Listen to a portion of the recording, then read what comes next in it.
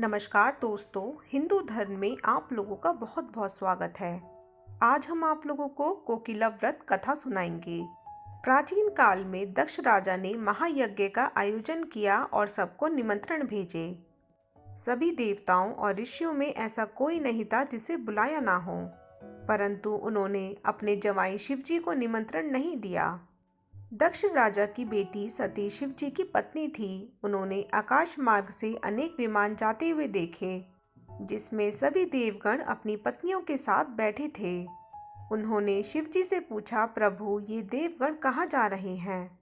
शिव जी ने बताया, तुम्हारे पिता के यहाँ यज्ञ महोत्सव है, उसी में शामिल होने के लिए जा रहे हैं। सती ने कहा, नाथ, हमको भी वहाँ चलना चाहिए। शिवजी ने उत्तर दिया, हमको तो कोई निमंत्रण ही नहीं आया है प्रिय।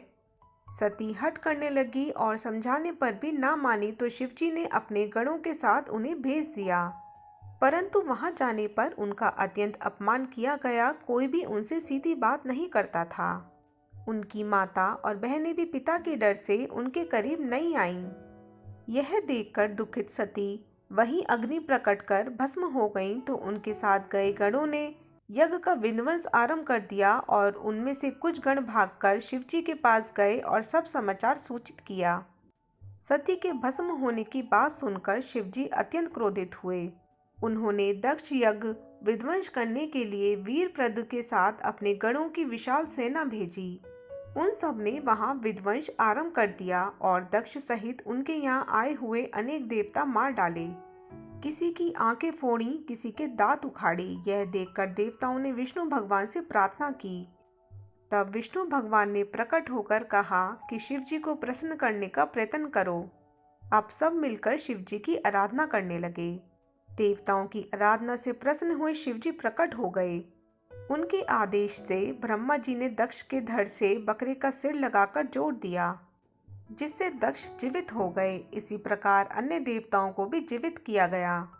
दक्ष को तो शिवजी ने माफ कर दिया, परंतु उन्होंने सती को श्राप दिया कि उनकी आज्ञा ना मानने के कारण 10,000 वर्ष तक कोकिला बनी हुई वन वन घूमती रहे।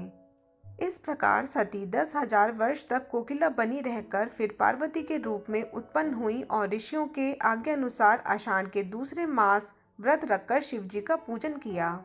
इससे प्रसन्न हुए शिवजी ने पार्वती के साथ विवाह कर लिया। इसलिए इस व्रत का नाम कोकिला व्रत हुआ।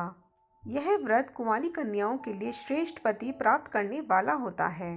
तो दोस्तों, अगर आप लोगों को मेरा ये वीडियो थोड़ा सा भी हेल्पफुल लगा हो तो इसे लाइक और शेयर करना ना भूलिएगा और मेरे चैनल को सब्सक्राइब ज़रूर कीजिएगा। धन्यवाद।